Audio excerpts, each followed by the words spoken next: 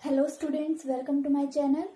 और आज हम स्टार्ट कर रहे हैं हमारा 12th क्लास का इकोलॉजी का last chapter, environmental issues. Okay, तो जैसा कि हम जानते हैं एनवायरनमेंट का मतलब क्या होता है, हमारा सराउंडिंग, जिसके अंदर एयर, वाटर और सॉइल तीनों कंपोनेंट्स आएंगे। तो इन कंपोनेंट्स के साथ क्या क्या इश्यूज हो सकते हैं, क्या प्रॉब्लम्स हो सकती हैं, वो सब हम यहाँ पर डिस्कस करेंगे। ओके, तो सबसे बड़ा जो आज का प्रॉब्लम है एनवायरनमेंट के साथ वो है पोल्यूशन। ठीक है, तो पोल्यूशन का मतलब क्या होता है? पोल्यूशन का मतलब होता है कुछ हार्मफुल केमिकल्स का एयर, वाटर और सॉइल के अंदर मिक्स हो जाना और उनकी मतलब एयर, वाटर और सॉइल की जो नेचुरल प्रॉपर्टीज हैं उनको चेंज कर देना। ठीक है, और जो हार्मफुल केमिकल्स वहां पर ऐड हो रहे हैं उनको बोलते हैं पॉल्यूटेंट्स। ठीक है, जो पॉल्यूशन है वो एक प्रोसेस है और पॉल्यूटेंट्स क्या है? वो केमिकल्स हैं जो पॉल्यूशन को करेंगे। तो पॉल्यूशन हम क्या कह सकते हैं? द अनडिजायरेबल है, मीन्स डिजायरेबल नहीं है, ये अनडिजायरेबल है, ह्यूमंस की वजह से हो रहा है। तो द अनडिजायरेबल चेंज मतलब उस चेंज की जरूरत नहीं है, डिजायर नहीं है उसकी, लेकिन फिर भी वो चेंज हो रहा है। किसमें? इन बायोलॉजिकल और केमिकल, या फिर हम फिजिकल भी कह सकते हैं। यहाँ पे फिजिकल लिखते हैं पहले, फिजिकल, बायोलॉजिकल एंड केमिकल। जब भी हम किसी भी एस्पेक्ट के बारे में बात करेंगे तो उसकी फिजिकल कंडीशंस के बारे में भी बात करेंगे, उसकी बायोलॉजिकल कंडीशन के बारे में भी बात करेंगे और उसके केमिकल कंडीशन के बारे में भी बात करेंगे।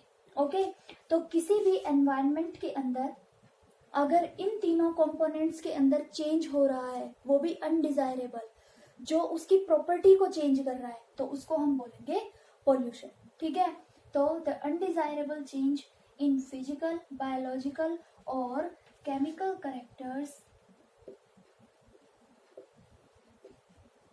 Of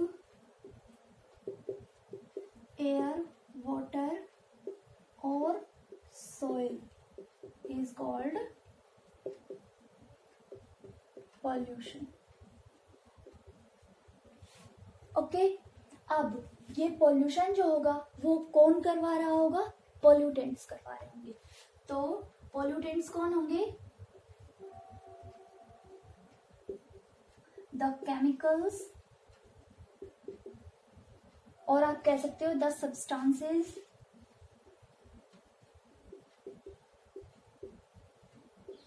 that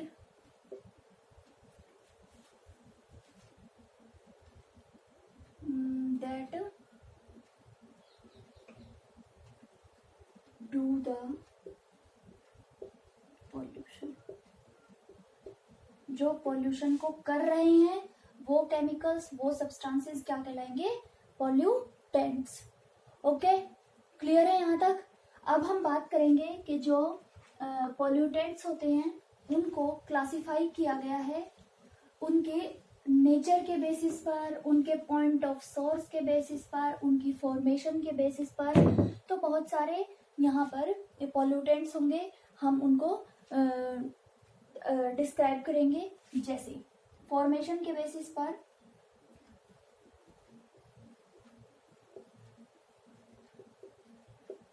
on the basis of formation primary होंगे और सेकेंडरी। प्राइमरी का मतलब क्या होगा? जो किसी फैक्ट्री से या सीवेज से या कहीं से भी जो डायरेक्टली रिलीज हो रहे हैं वो होंगे प्राइमरी पोल्यूटेंट्स। और सेकेंडरी क्या होंगे, जो प्राइमरी पोल्यूटेंट्स के कॉम्बिनेशन के बाद बनेंगे उनको बोलेंगे हम सेकेंडरी पोल्यूटेंट्स। ठीक है, तो प्राइमरी पोल्यूटेंट्स में क्या क्या आएंगे, कार्बन डाइऑक्साइड आएगी आपकी, उसके बाद ये क्या है, सल्फर के ऑक्साइड्स, डीडीटी। ठीक है, ये सब क्या है, प्राइमरी पोल्यूटेंट्स। मीन्स जितनी भी हार्मफुल गैसेज हैं वो डायरेक्टली अगर पॉल्यूशन करवा रही हैं तो उसको बोलेंगे प्राइमरी पोल्यूटेंट। और अगर उन प्राइमरी पोल्यूटेंट के साथ मिलकर कुछ और नए केमिकल्स बन रहे हैं तो वो कहलाएंगे सेकेंडरी पोल्यूटेंट्स, जैसे ओजोन और परऑक्सी एसिटाइल नाइट्रेट। ठीक है, परऑक्सी एसाइल नाइट्रेट। और ओजोन जो होगी, ओजोन हमारे यहाँ पर जब होगी तो वो पोल्यूशन का काम करेगी। अगर स्ट्रेटोस्फेयर में ओजोन है तो वहां पर वो एक प्रोटेक्टिव लेयर का काम करेगी। ओके, नेक्स्ट है अगर हम जो पोल्यूटेंट्स हैं उनके नेचर के बारे में बात करें, मतलब उनकी जो क्वालिटी है उसके बारे में बात करें, तो on the basis of nature, basis of nature means कुछ ऐसे पोल्यूटेंट्स होंगे जो थोड़े से होंगे, थोड़े बहुत भी आएंगे तो भी वो बहुत ज्यादा अमाउंट में पोल्यूशन करेंगे, तो उनको क्या बोलेंगे, क्वालिटेटिव, क्योंकि उनकी क्वालिटी अच्छी है, वो कम अमाउंट में भी बहुत ज्यादा पोल्यूशन कर देंगे। और दूसरे होंगे क्वांटिटेटिव, मतलब अगर कम अमाउंट में प्रेजेंट रहेंगे तो नॉर्मल है, कोई फर्क नहीं पड़ेगा, लेकिन अगर उनकी क्वांटिटी बढ़ा दी तो वो पोल्यूशन करेंगे। ठीक है, जैसे कार्बन डाइऑक्साइड एक क्वांटिटेटिव पोल्यूटेंट है। अगर कार्बन डाइऑक्साइड नॉर्मल है, 0.02% है एनवायरनमेंट के अंदर, तो नॉर्मल है क्योंकि सबको चाहिए, प्लांट्स को चाहिए फोटोसिंथेसिस के लिए। जबकि अगर कार्बन डाइऑक्साइड का लेवल बढ़ जाए तो वो क्या करेगी, क्वांटिटेटिव पोल्यूटेंट्स की कैटेगरी में आएगी। ठीक है, नेक्स्ट है ये हमारा क्या है, क्वालिटेटिव प्रोडक्ट। तो क्वालिटेटिव प्रोडक्ट क्या होंगे, पेस्टिसाइड्स या हर्बिसाइड्स या फिर डीडीटी, ये सब किसकी कैटेगरी में आएंगे, क्वालिटेटिव, मतलब इनकी क्वालिटी बेस्ट है, अगर थोड़ा सा भी आएगा तो ही पोल्यूशन कर देगा। ओके, और क्वांटिटेटिव, क्वांटिटी में अगर होगा, उसका अगर अमाउंट ज्यादा होगा तो वो पोल्यूशन करेगा, जैसे कार्बन के डाइऑक्साइड, नाइट्रोजन के ऑक्साइड्स या फिर कार्बन मोनोऑक्साइड, ये सब क्वांटिटेटिव पोल्यूटेंट्स की कैटेगरी में आएंगे। नेक्स्ट है भाई, कुछ पोल्यूटेंट्स ऐसे होते हैं जो कि नेचर के अंदर बने रहेंगे और कुछ ऐसे होंगे जो माइक्रो ऑर्गेनिजम्स के द्वारा डिग्रेड कर दिए जाएंगे। तो ऑन द बेसिस ऑफ डिग्रेडेबिलिटी या डिग्रेडेशन कह सकते हो आप, पहला होगा इसमें बायोडिग्रेडेबल, जिनके ऊपर बैक्टीरिया अटैक कर सकते हैं, डिकम्पोजर्स अटैक कर सकते हैं और उनको डिग्रेड कर सकते हैं, तो वो कौन कहलाएंगे, बायोडिग्रेडेबल। ठीक है, और बायोडिग्रेडेबल में नॉर्मली हाउस होल्ड वेस्ट आएंगे, जैसे sewage waste, household waste. Normally अगर पड़ा रहेगा तो वो पॉल्यूशन करेगा क्योंकि उसमें से गैसेस रिलीज होंगी, लेकिन एक बार वो डिग्रेड हो जाएगा उसके बाद उसका ह्यूमस बन जाएगा, वो फर्टिलिटी को इंक्रीज करने के काम आएगा। ठीक है, जबकि नॉन बायोडिग्रेडेबल वो होंगे जो एज इट इज प्रेजेंट रहेंगे, अगर आप उनको बर्न भी करोगे तो भी वो बहुत सारी हार्मफुल गैसेस रिलीज करेंगे, तो नॉन बायोडिग्रेडेबल में आएगा ग्लास आपका, और पॉलिथीन आएगी। ये सब क्या है, नॉन बायोडिग्रेडेबल है, इनके ऊपर माइक्रोब्स या फंजाई, बैक्टीरिया अटैक नहीं कर पाएंगे, इनको डिकम्पोज नहीं कर पाएंगे और ये एज इट इज बने रहेंगे सालों साल। ठीक है, तो यहाँ पर क्या बताया मैंने, बायोडिग्रेडेबल में हाउस होल्ड वेस्ट या सीवेज वेस्ट है या फिर ह्यूमन एक्सक्रीटा है, एनिमल एक्सक्रीटा है, वो सब डिग्रेड हो सकते हैं। जबकि ग्लास है, पॉलीथीन है, प्लास्टिक है, ये सब नॉन बायोडिग्रेडेबल की कैटेगरी में आएंगे। ठीक है, नेक्स्ट है, अब हम बात करेंगे टाइप्स ऑफ पोल्यूशन की। जो पोल्यूशन है वो अलग अलग टाइप का हो सकता है, और जो पोल्यूटेंट्स रिलीज हो रहे हैं, एमिशन ऑफ पोल्यूटेंट्स है, वो अलग अलग टाइप का हो सकता है। तो सबसे पहले हम बात करेंगे टाइप्स ऑफ पोल्यूशन। भाई पॉल्यूशन हमेशा गैसेज से नहीं होता, ठीक है, कई बार पार्टिकल्स भी होते हैं उसमें। तो जो गैस होती है, गैसियस पॉल्यूटेंट्स तो होंगे ही होंगे, लेकिन साथ में अगर डस्ट पार्टिकल्स हैं, पोलन्स हैं, या फिर कुछ ऐसे सब्सटेंसेस हैं जो हवा के अंदर मूव करते रहते हैं, वो भी पॉल्यूशन का काम कर सकते हैं।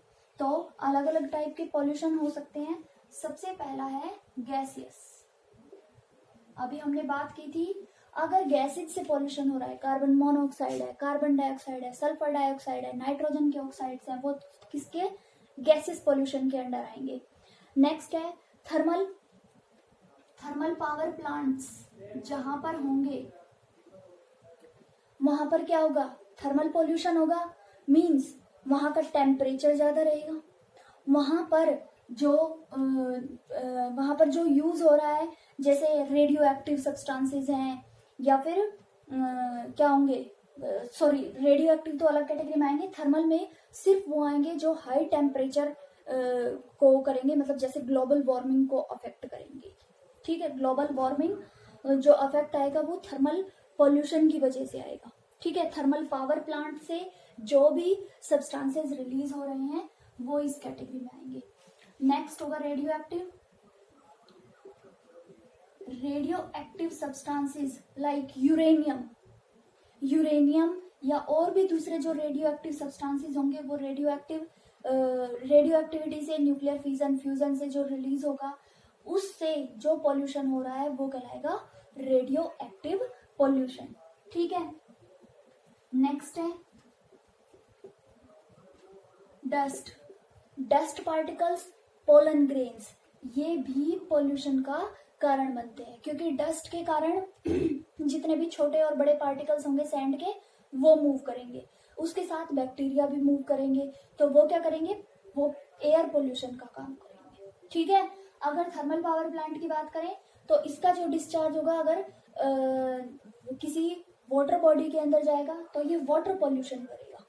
ठीक है, और गैसेस जो होंगी वो अगर वाटर के अंदर मिक्स होंगी तो वाटर पोल्यूशन करेंगी, और अगर एयर के अंदर मिक्स होगी तो एयर पोल्यूशन करेंगी।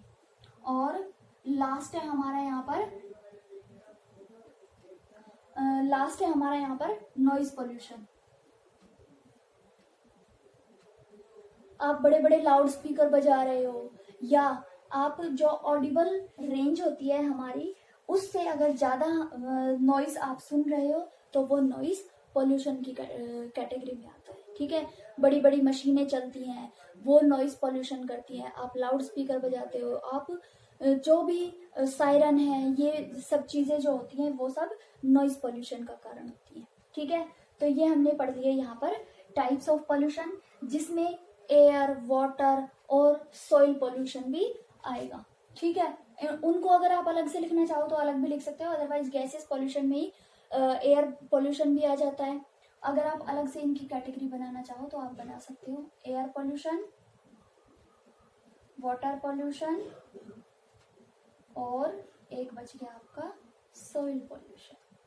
ठीक है, जितने भी पेस्टिसाइड्स होंगे, पेस्टिसाइड्स, हर्बिसाइड्स, जो भी आप क्रॉप के लिए यूज कर रहे हो वो सॉइल पोल्यूशन करेंगे। साथ ही अगर वो किसी वाटर बॉडी के अंदर जा रहे हैं तो वहां पर वो यूट्रोफिकेशन करेंगे, न्यूट्रिएंट को एनरिच कर देंगे वहां पर, और वाटर पोल्यूशन करेंगे। और जो गैसेस होंगी वो एयर पोल्यूशन करेंगे। ओके, तो नेक्स्ट है हमारा जो पोल्यूशन का एमिशन होता है, पोल्यूटेंट्स का, सॉरी यहाँ पर लिख देती हूँ मैं, एमिशन ऑफ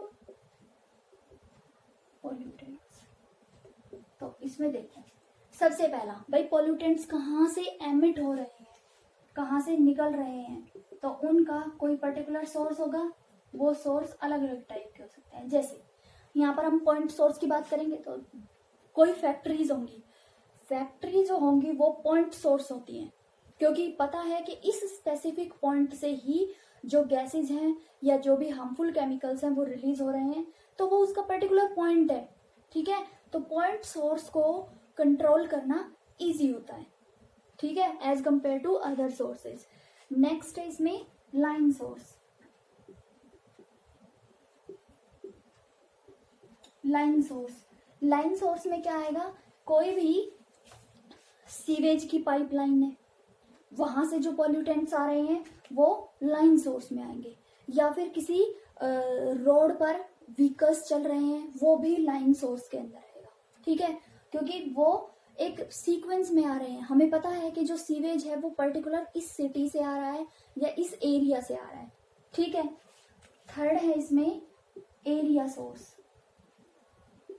एरिया सोर्स मतलब एक पर्टिकुलर एरिया का जो पोल्यूशन है, जैसे हम कहते हैं कि हमारे गांव का जो भी गंदा पानी है वो नालियों के थ्रू किसी एक पर्टिकुलर कोई वाटर बॉडी बना रखी है वहां पर, जैसे गांव में नॉर्मली जोहड़ बना देते हैं, तो वहां पर अगर वो सारा गंदा पानी इकट्ठा हो रहा है तो वो वहां का एरिया पोल्यूशन होगा।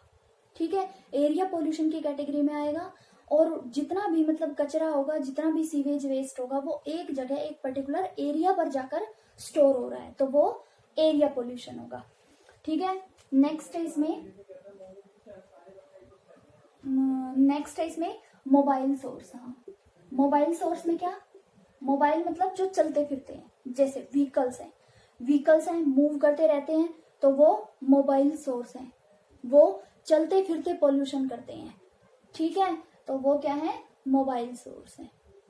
ठीक है, अब अगर आप जो फैक्ट्रीज होती है उनमें अगर आप मशीनों की बात करो तो वो मशीन जो होंगी वो पॉइंट सोर्स में आएंगी, क्योंकि वो फिक्स है, जबकि मोबाइल वो होंगे जो मूव करेंगे। ठीक है, हाँ ठीक है। नेक्स्ट है इसमें फिक्स्ड सोर्स, मतलब आपको पता है कि जो पॉल्यूशन है वो जो पॉल्यूटेंट्स हैं वो कहाँ से आ रहे हैं, तो किसी फिक्स्ड स्पॉट से आ रहे होंगे। जैसे कोई लार्ज फैक्ट्री है या कोई छोटे स्केल की इंडस्ट्रीज हैं या फिर इलेक्ट्रिकल पावर प्लांट्स हैं, थर्मल पावर प्लांट्स हैं, वो फिक्स हैं, एक जगह पर फिक्स रहेंगे। उनको आप पॉइंट सोर्स की कैटेगरी में भी ले सकते हो, लेकिन यहाँ पर इन्होंने एक अलग कैटेगरी बनाई है क्योंकि वो फिक्स्ड है, मतलब वो एक जगह पर फिक्स रहेंगे, उनको उठाकर इधर उधर मूव नहीं करवा रहे हैं। ठीक है, नेक्स्ट है इसमें डिफ्यूज सोर्स। डिफ्यूज सोर्स क्या होगा, इसमें हम लार्ज एरिया को कवर करेंगे, मतलब बहुत बड़े एरिया को कवर करेंगे। और जैसे आप पेस्टिसाइड स्प्रे कर रहे हो अपने खेत के अंदर, आप फर्टिलाइजर्स यूज कर रहे हो, आप हर्बिसाइड्स यूज कर रहे हो, या फिर आपने कोई वीडीसाइड यूज किया है, तो वो डिफ्यूज सोर्स में आएगा। ठीक है, आपको पता नहीं है कि वो किस टाइप का पॉल्यूशन कर रहा है, लेकिन वो पॉल्यूशन जरूर कर रहा है सॉइल के अंदर भी, और अगर किसी वाटर बॉडी के अंदर बहकर जाएगा तो वो वाटर पॉल्यूशन भी करेगा। ठीक है, तो जैसे भाई आपने क्रॉप के अंदर पेस्टिसाइड्स डाल दिए, अब हो गई बारिश, आसपास नदी थी, उस नदी में बहकर वो पेस्टिसाइड चला गया, तो क्या होगा, डिफ्यूज सोर्स है, हमें पता नहीं है कि वो कहाँ से आ रहा है, लेकिन फिर भी वो पॉल्यूटेंट्स वाटर बॉडी के अंदर इंक्लूड हो रहे हैं, इसलिए वो डिफ्यूज पॉल्यूशन के अंदर आएंगे। क्लियर है, तो हमने यहाँ तक पॉल्यूशंस और पॉल्यूटेंट्स की कैटेगरी के बारे में बात कर लिया। कल हम डिस्कस करेंगे एयर पॉल्यूशन, एक लेक्चर में एयर पॉल्यूशन होगा, एक में वाटर पॉल्यूशन होगा और एक में सॉइल पॉल्यूशन होगा, और जो लास्ट लेक्चर होगा हमारा नॉइज पॉल्यूशन के ऊपर होगा। ठीक है, तो हम पॉल्यूशंस को अलग अलग लेक्चर में डिस्क्राइब करेंगे।